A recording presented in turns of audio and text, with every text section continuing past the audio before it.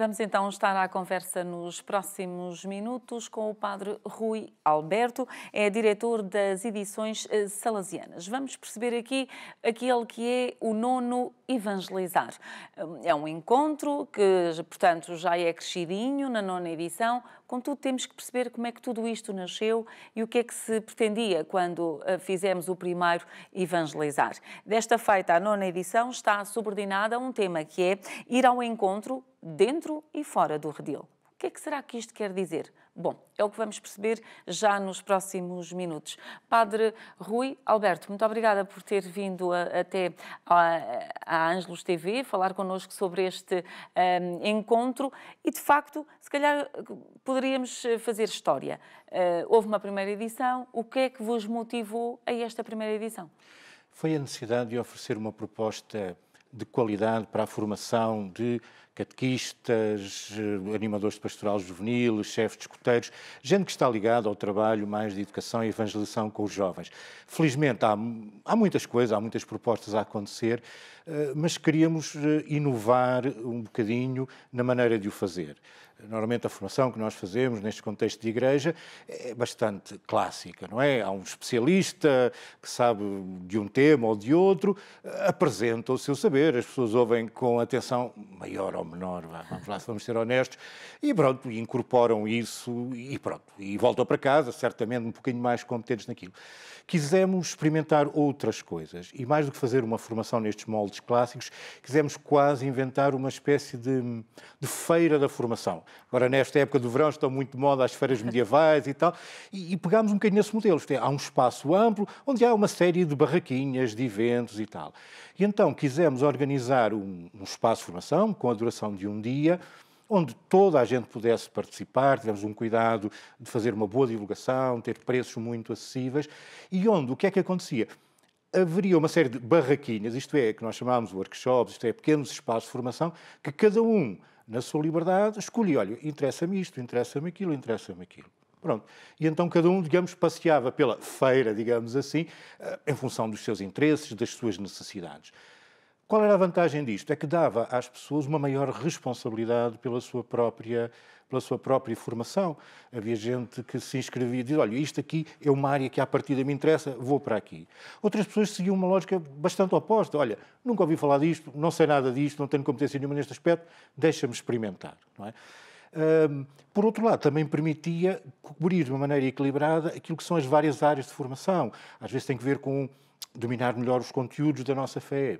Outras vezes tem mais que ver com as técnicas de comunicação, com o como fazer. Outras vezes importa trabalhar mais sobre nós próprios, sobre a nossa identidade como crentes, como evangelizadores. Pronto, mais do que estás a dizer, tens que fazer isto ou tens que fazer aquilo, a fórmula é um pouco... tu escolhes. Mas depois não escolhes sozinho, porque aquilo não são mini-conferências. A ideia, nós chamamos aquilo workshops, oficinas, usa a palavra que entender, mas no fundo, ao ter várias pessoas de sítios diferentes, paróquias diferentes, dioceses diferentes, a interagir em conjunto, esse processo torna-se muitíssimo enriquecedor. Desde a coisa mais simples, olha, afinal pensava que era eu o único que tinha problemas nesta área, mas afinal esta pessoa que tem metade da minha idade ou tem o dobro da minha idade, também tem este problema. E este encontro acaba por ser também muito, muito enriquecedor. É um bocadinho essa a fórmula e aquilo que tem sido a constante ao longo destes anos todos. Portanto, no fundo, é uma partilha interativa que acontece neste evangelizar e que vai permitindo até, provavelmente na hora, que cada um descubra a maior ou menor fragilidade que tem. E aí, juntamente com outros, é sempre mais fácil quando vemos o exemplo do outro. Exatamente, não é? Esse aspecto do ter responsabilidade enquanto participante. Normalmente, nós colocamos no site informações atualizadas, olha, vai haver este workshop, com o máximo de informação detalhada e tal. As pessoas previamente já vão escolhendo, mas na altura percebe-se, até estando por lá, que entre um workshop e outro, as pessoas estão ao telemóvel e dizem, olha, este foi muito bom, não vás, este não interessa nada. E tal. Este aspecto de sugestão, de partilha, em cima do acontecimento, as pessoas vão interagindo umas com as outras, vão partilhando, sei lá, por exemplo, pessoas que vão da mesma paróquia ou pertencem ao mesmo movimento, dizem, olha, eu fui este, pode ser interessante, ou então, olha, eu já fui, não vais, que eu já fui, foi bom, depois lá na casa partilhamos, experimenta antes aquele e tal. Esta interação e esta responsabilidade das pessoas, pronto, tem sido um dos fatores de sucesso desta experiência. Uma experiência que começa, dizia há pouco, porque sentiram a necessidade de comunicar com os jovens e comunicar de forma diferente. Padre Rui, isso significa que ainda não estamos a comunicar devidamente com os nossos jovens? Essa é uma pergunta que nem devia ser posta. É óbvio que não, não é? Não. E é óbvio em todos os tempos, porque os jovens são sempre diferentes, trazem sempre novos desafios e todos tentam educar os jovens, na igreja, nas escolas, nas famílias, andamos sempre todos um bocadinho aos papéis, passa da expressão, não é? Estamos sempre um bocadinho atrás. Pronto. Aceito isso com naturalidade.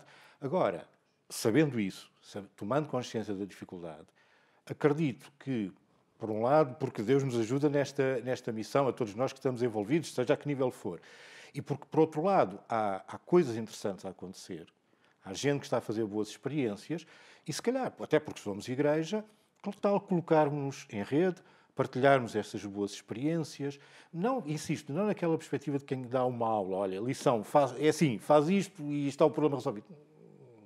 Não. Mas nesta perspectiva de oficina, há aqui umas sugestões, a garra, do experimentar, do trabalhar e tal, porque depois cada um agarra à sua maneira e incorpora mesmo essa dificuldade. Claro, a dificuldade de educar os jovens para a fé ou em qualquer aspecto é sempre real. Agora, não creio que tenhamos que entrar aqui numa situação de pânico ou de angústia. Há recursos que estão ao nosso alcance, que era importante partilhar e fazer caminho, claro. Mas há mudanças que têm que ser tomadas rapidamente. Eu estava aqui a pensar na questão colocada pelo Papa Francisco aos bispos portugueses, não é? Quando lhes pergunta mais ou menos do género porque é que os jovens portugueses estão afastados da Igreja e os nossos bispos ficam ali um bocadinho sem resposta. E agora vamos ter no próximo ano um sínodo específico e dedicado à juventude. Isto é o sintoma de que rapidamente temos que agir com os nossos jovens. Sim, creio que nós na Igreja temos esquecido esta dimensão dos jovens, não é?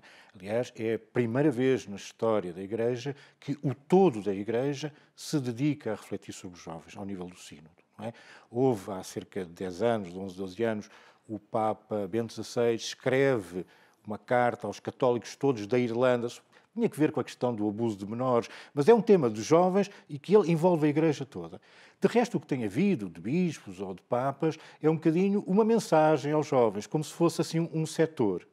Agora, esta é a primeira vez, o Papa Francisco diz, põe a Igreja toda a pensar sobre como agir melhor com este tema dos jovens. Há aqui uma série de urgências, isso não há dúvida nenhuma. Vamos lá ver. Claro que todas as épocas dizem isto dos jovens é muito complicado. Isso é uma constante, não há dúvida nenhuma. Agora, há aqui, em todo o mundo, e atenção, e o Papa, no documento que já lançou para os bispos e os responsáveis irem estudando, chama a atenção para isso. Isto é, a situação dos jovens não é a mesma em todo o mundo. Agora, em cada contexto, há desafios, e nós aqui em Portugal temos desafios muito sérios. Na sua opinião, quais são os principais desafios que neste momento a Igreja tem em Portugal para com os jovens? Bem, a ver, é difícil fazer assim. Depois, o primeiro talvez seja que há poucos jovens em Portugal, não é? De 74, 75, daqueles tempos assim um pouco confusos a seguir ao 25 de Abril, havia em relação a hoje mais 1 milhão de jovens que é o que temos hoje, não é? A crise da natalidade faz hoje dos jovens um grupo relativamente reduzido. Isso nota-se em tudo, também dentro da Igreja. Há problemas sérios ao nível do sistema de educação, não é? Pronto, não me interessa aqui entrar os políticos do Ministério, mas há um problema sério. Há um problema sério a esse nível. Depois há um problema que acontece muito na Europa e talvez as zonas do mundo onde acontece um problema mais sério e mais consistente, que já dura há muito tempo, de desemprego juvenil. Os jovens na Europa têm muitos problemas para encontrar trabalho. E depois há aquilo que se chama os NEETs, não é? Que em Portugal anda ali quase aos 20%. Há um conjunto de jovens que não estuda, isto é, vamos lá ver, no nosso caso, naquela faixa 20, 24, 25, 29 anos, são gente que não estuda, não está empregado e não está em nenhum tipo de formação profissional. não é? Normalmente são aquelas, mesmo que uma pessoa ainda nestes 20 e tal anos não arruma a vida, pronto, olha, vai estudando, ou está na universidade, às vezes não sabe bem para quê, ou está a fazer um curso de formação profissional, ou há alguns anos havia aquela moda de ir somando cursos, né, apoiados pela CE, ou está... Não, mas há 20, um em cada 5. É muita gente que tem 20, 22, 23, com sonhos, com energias, se calhar com projetos, que está literalmente, desculpa a expressão, a pastar. Isto é, não vivem sozinhos, não têm recursos, vivem à conta do papai e da mamã, e não estão a fazer rigorosamente nada. Isto é tremendamente destrutivo. E não é de género, ali uma exceção, há uma família que eu conheço. Não, é de facto muita gente. Não é? Isto pode parecer coisas um bocadinho que não interessam propriamente ao discurso eclesial, porque se calhar nós seríamos mais uma coisa de missinhas ou de catequese. Não, mas porque são problemas que afetam a qualidade de vida dos jovens. E que podem afetar a sua fé, não é? Exatamente, mas mesmo sem essa referência explícita à fé, interessam à Igreja, porque o bem-estar, a qualidade de vida dos jovens interessa-nos a nós enquanto Igreja. Claro, depois há problemas específicos relativamente à fé. A maneira como temos acompanhado o pessoal na adolescência talvez não esteja a funcionar tão bem e, acima de tudo, até aos 15, 16 anos, temos algumas ofertas de acompanhamento, funciona melhor, funciona pior, pronto. Mas depois parece haver uma ausência de estruturas e de atenção a acompanhar, quando as pessoas começam a ter 17, 18, 19 anos, entram no mercado de trabalho, vão para a universidade, têm outras autonomias, começam a sair mais de casa, e nós, igrejas, estamos com muito mais dificuldade em os acompanhar. Porque, de certa forma, os grupos de jovens, aqueles que vão existindo, ainda vão dando aí uma mão, mas, de facto, nesse período de entrada na faculdade e mais à frente, fica ali uma espécie de vazio, não é? Sim, há um certo vazio e às vezes também me parece um certo elitismo, explico. E para todas as idades, há experiências fantásticas a acontecer nas universidades, gente que já está a trabalhar, gente que está a namorar. Há propostas muito interessantes, mas que eu digo que são elitistas, não com má intenção, mas no sentido, acabam por apanhar e ter ofertas significativas para aqueles jovens mais motivados, ou que por qualquer razão tiveram a sorte de ter um amigo, um cunhado, um primo, alguém que diz uma boa palavra e que integra. Mas há uma imensa quantidade de jovens que acaba por escapar sem má vontade de ninguém e que nós não estamos a ter essa capacidade de agarrar. Não estamos a ter a capacidade, por exemplo, uma parte substantiva dos nossos jovens, ali no final dos 18, 19, 20 e poucos, está na universidade. E há muitas deslocações internas em Portugal, não é? Maiormente do interior para o litoral, para os grandes polos universitários, Braga, Lisboa, Coimbra, Porto, não é? Não há capacidade de comunicar entre quem está, se calhar, às vezes a 50 quilómetros da universidade, ou a 100 ou 200 quilómetros, de criar aqui uma espécie de rede de enquadramento, acho que seria muito útil. Não é? Pensando nisso, então, faz-se o evangelizar. Desta feita, a 9ª edição, ir ao encontro dentro e fora do redil. O que é que procuramos? Sim, aí pegamos um pouco nesse dilema que de alguma maneira pega um pouco no magistério do Papa Francisco e em algumas intervenções recentes dos nossos bispos aqui em Portugal. Parece-nos que uma das chaves para esta evangelização de nova qualidade é a questão do encontro, não é? Não se trata tanto de fazer este ou aquele ritual, de apreender este ou aquele conteúdo. Precisamos de recuperar a praxis de Jesus e no encontro. Não é? No encontro de crentes animados e felizes com quem não é, que propiciou o encontro com Jesus Cristo. Esta ideia do encontro acho que dá muito de si.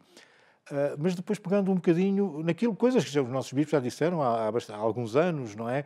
E que o Papa Francisco tem insistido, dentro e fora do redil, não é? Pegando aquela imagem do redil como espaço onde estão as ovelhas, se calhar nós temos trabalhado com alguma atenção para as ovelhas que estão dentro do redil. O Papa Francisco tem-nos chamado a atenção que é urgente ir à procura da ovelha perdida, aquela que está fora do redil, não é?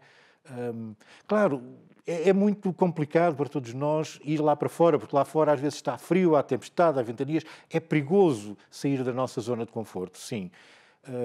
mas acho que ao escolhermos este lema para este ano, para o Evangelizar 2017, queríamos assumir como atitude esta vontade de sair fora do redil, apanhar aqueles meninos da catequese que são mais reguilas, aqueles pais que se calhar não se identificam tanto, não é?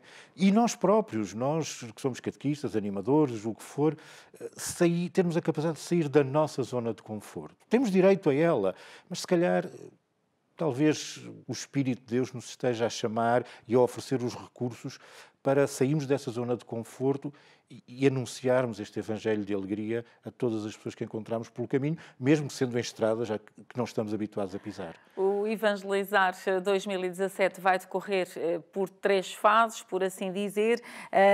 Porto a 5 de outubro, depois Estoril a 7 e a 14 em Évora. Quer-nos explicar como é que isto vai decorrer? Sim, Portugal é um país pequeno, mas a verdade é que não é fácil fazer 500 ou 600 quilómetros para nos deslocarmos. Tradicionalmente, nós temos feito sempre esta edição, o Evangelizar a Norte, ali à volta do Porto. Há alguns anos sentimos a necessidade, porque havia pedidos, não é, de fazer outras edições. E já o ano passado fizemos uma à volta da região de Lisboa, vamos fazê-lo no Estoril, onde os salesianos têm uma escola grande, com muitas condições, e também já o ano passado fizemos ainda mais para o Sul, em Évora também. De alguma maneira facilita o acesso às pessoas, não é? Em termos daquilo que vai ser este dia, vai ser um dia inteiro, não é? Portanto, não vamos estar aqui, se calhar para quem está lá em casa a pensar, a apanhar uma seca, a ouvir umas conferências. Não é nada disso, já percebemos, não é? É tudo muito mais prático. Sim, normalmente nós começamos com um momento comum, juntamos todos num auditório grande, porque normalmente estamos a falar de muita gente. Estas edições do Porto e à volta de Lisboa têm 500, 600 participantes, não é? Juntamos-nos, fazemos um pouco de festa, temos uma oração e temos normalmente uma conferência muito breve, não é? Depois temos o intervalo e a partir daí vem o grosso do dia. Temos 5 turnos de workshops de 75 minutos de duração. Não é? A partir dali, normalmente a partir das 11 e pouco, não é? Começa essa história dos turnos. Não é? As pessoas têm uns tantos workshops à escolha, dependerá, mas vamos imaginar, teremos uns 30 e tantos workshops no Porto e em Lisboa. Em Évora prevemos que haja menos, talvez uns 17, 20 e tantos workshops à escolha. Não é? As pessoas dizem, no primeiro turno há este, não posso ir a todos, escolho um, meto-me na sala, participo naquele workshop, 75 minutos depois vou para outro workshop completamente à minha escolha. É livre de circular. Exatamente. Vamos lá ver. Alguns dos workshops aceitam mais gente, outros são workshops mais restritos, não é? Porque às vezes pelas condições de espaço ou por tipo de equipamentos que precisam de usar, mas ali não há pré-inscrições, as pessoas aparecem, havendo lugar, entram e participam. Para participar no Evangelizar 2017, há inscrições, podem fazê-las até ao próximo dia 11 de setembro, é isso? Não, podem fazer, agora não tenho exatamente a data, até o 11 de setembro é quando é o preço mais baixo, a partir dali o preço aumenta, não é?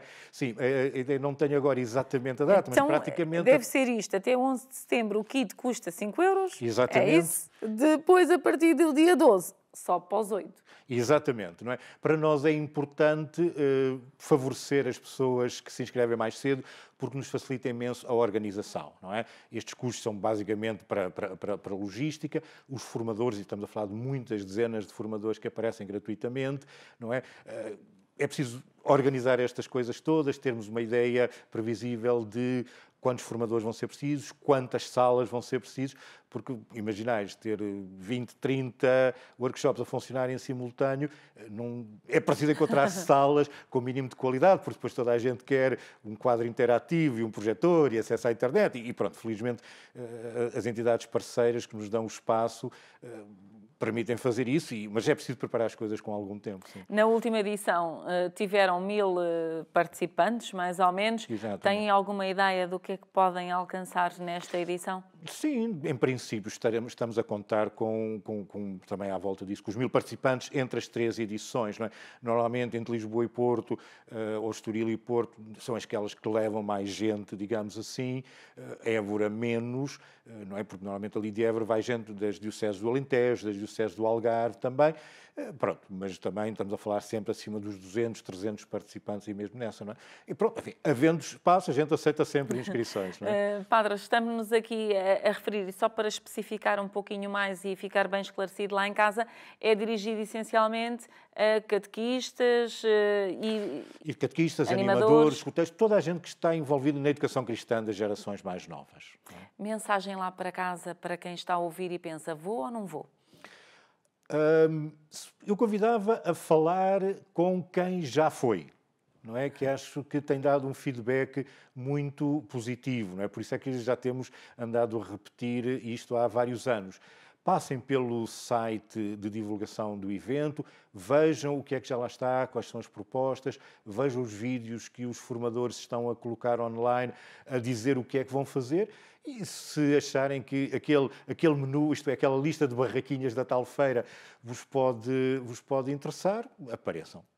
Muito obrigada, Padre Rui Alberto, por ter vindo aqui falar do Evangelizar. Já sabe, Evangelizar vai então decorrer em outubro, a 5 no Porto, 7 no Estoril e depois a 14 em Évora. As inscrições estão já a decorrer. Se a fizer até dia 11 de setembro, paga uma inscrição de 5 euros. Após o dia 12 já são 8 euros. Portanto, o melhor é poupar aqui assim um dinheirito e fazer já a inscrição e também facilita aqui na organização, já percebemos.